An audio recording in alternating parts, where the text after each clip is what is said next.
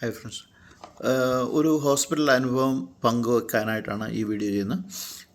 ഇന്നലെ ഒരു 5:40 എന്നെ പട്ടി കടിച്ചു. അപ്പോൾ പട്ടി കടിച്ച ബ്ലഡ് ഒഴുകുന്ന വിരലുമായിട്ട് കൈയുമായിട്ട് ഞാൻ ഹോസ്പിറ്റലിൽ പോയി. 5:50 ഹോസ്പിറ്റലിൽ ചെന്നു. 6 മണിയായപ്പോഴത്തേന് പൈസ കൊടുത്തു, ചീട്ടെടുത്തു. 6:15 ഡോക്ടറെ കണ്ടു. ഡോക്ടറോട് സംസാരിച്ചു. ഡോക്ടർ ചോദിച്ചു, നേരത്തെ ഇഞ്ചക്ഷൻ എടുത്തിട്ടുണ്ടോ? ഞാൻ പറഞ്ഞു ഉണ്ട്. അപ്പോൾ എന്നോട് പറഞ്ഞു അതുകൊണ്ട് 2 ഇഞ്ചക്ഷൻ മതിയാവും. അത് സമ്മതിച്ചു. അപ്പോൾ ഞാൻ പറഞ്ഞു വിരൽ എനിക്ക് കഴുകിയിട്ടില്ല, കഴുകണം. അപ്പോൾ പറഞ്ഞു നമുക്കിതൊരു പ്ലാൻ എഗ്രി ചെയ്തിട്ട് കൈ കഴുകാം. ഞാൻ പറഞ്ഞു എന്ത് പ്ലാന്? അപ്പോൾ പറഞ്ഞു ഇതിൻ്റെ ഇഞ്ചക്ഷൻ എങ്ങനെ വേണമെന്നുള്ളത്. ഞാൻ പറഞ്ഞു ഓക്കെ. അവിടെ ഇരുന്നു, വേറെ പ്ലാനിങ് ഒന്നുമില്ല. ഒരു 5 മിനിറ്റ് അവിടെ ഇരുന്ന് സംസാരിച്ചിട്ട് പിന്നെയും പോയി. അപ്പോഴും പിന്നെയും ഞാൻ ചെന്ന് ചോദിച്ചു ഇത് കഴുകണ്ടേ? പറഞ്ഞു അത് വീട്ടിൽ ചെന്നിട്ട് കഴുകിയാൽ മതിയായിരിക്കുമെന്ന് പറഞ്ഞു. എന്തായാലും ആ ബ്ലഡ് ഒഴിക്കുന്ന കൈയുമായിട്ട് ഞാൻ അവിടെ ഇരുന്നു. അത് കഴിഞ്ഞ് ഏകദേശം 3/4 മണിക്കൂർ കഴിഞ്ഞിട്ടാണ്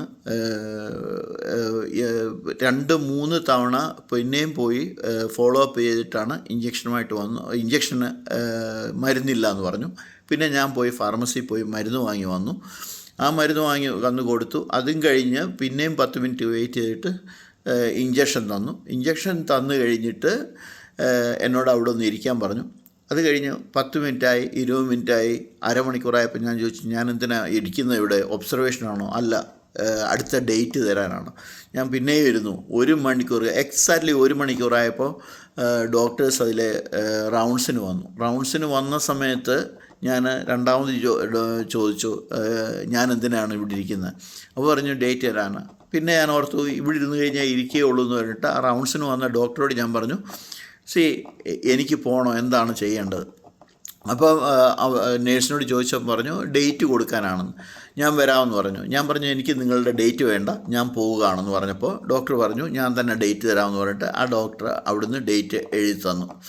ആ ഒരു ഡേറ്റ്, അടുത്ത ഡേറ്റ് 3 ദിവസം കഴിഞ്ഞ് ഒരു ഇഞ്ചക്ഷൻ വേണമെന്ന് ഡേറ്റ് എഴുതാനായിട്ട് ഒരു പേഷ്യൻറ്റിനെ, പട്ടി കടിച്ച ഒരു പേഷ്യൻറ്റിനെ ആ മുറിവ് പോലും കഴുകാതെ, ആ മുറിവ് നോക്കാതെ പോലും തിരികെ വിട്ട ഇഞ്ചക്ഷൻ എടുത്തു. പേരിന് വേണ്ടി ഇഞ്ചക്ഷൻ എടുത്തിട്ട് ആ പേഷ്യൻറ്റിൻ്റെ മുറിവ് നോക്കാനോ ആ മുറിവ് കഴുകാനോ ആ മുറിവ് ഡ്രസ്സ് ചെയ്യാനോ പോലും മാന്യത കാണിക്കാത്ത ഒരു ഹോസ്പിറ്റൽ, അതാണ് സെൻറ്റ് ജോസഫ് ഹോസ്പിറ്റൽ, മഞ്ഞുമേൽ. അവിടെ പോയി ഒരു വലിയൊരു ബാഡ് എക്സ്പീരിയൻസ്. അത് ഹോസ്പിറ്റലെന്ന് പറഞ്ഞ് നമ്മൾ പോകുമ്പോൾ നമ്മൾക്കൊരു എക്സ്പെക്റ്റേഷൻ ഉണ്ട്. അല്ലെങ്കിൽ നമ്മൾ ഡ്രസ്സ് ചെയ്യുക, അല്ലെങ്കിൽ എവിടെയെങ്കിലും പോയി ഒരു ഇഞ്ചക്ഷൻ എടുത്ത് നമ്മൾ തിരിച്ചു പോരുക. പക്ഷേ ഇത് വലിയ ഹോസ്പിറ്റലിൽ പോകുമ്പോൾ നമുക്കൊരു എക്സ്പെക്റ്റേഷൻ ഉണ്ട്. ആ എക്സ്പെക്റ്റേഷന് മീറ്റ് ചെയ്യുന്നില്ല എന്ന് കാണുമ്പോൾ നമുക്ക് വിഷമമുണ്ട്. അതുകൊണ്ട് ഷെയർ ചെയ്യാമെന്ന് കണ്ടു. ഈ ഒരു ടെൻഡൻസി, ഈ ഒരു അവസ്ഥ ഹോസ്പിറ്റലുകളിലെ, പ്രൈവറ്റ് ഹോസ്പിറ്റലാണെങ്കിലും ഗവൺമെൻറ് ഹോസ്പിറ്റലാണെങ്കിലും ഈ ഒരു അവസ്ഥ മാറേണ്ടിയിരിക്കുന്നു. വളരെ വിഷമമുണ്ട്, വളരെ ബാഡ് എക്സ്പീരിയൻസ്. ഇന്നലെ സമയം പോയതിലല്ല വിഷമം, പക്ഷേ ഒരു പേഷ്യൻറ്റിനോടുള്ള ഒരു അപ്രോച്ച്, സ്വന്തം അതായത് നേഴ്സിംഗ് എന്ന് പറയുന്ന, അല്ലെങ്കിൽ ഒരു ഡോക്ടർ എന്ന് പറയുന്ന ഒരു പ്രൊഫഷനിൽ ഇരിക്കുന്ന ആൾ, നമ്മൾ ഡോക്ടറിൻ്റെ അടുക്ക ചെല്ലുമ്പോൾ ഒരു പേഷ്യൻറ്റിനോട് കാണിക്കുന്ന ആ ഒരു അപ്രോച്ച്, ഒരു മുറിവ്, ആ മുറിവ് നോക്കി പോലും ഇല്ല, ആ മുറിവ് കാണാൻ പോലും ഉള്ള താല്പര്യമില്ല.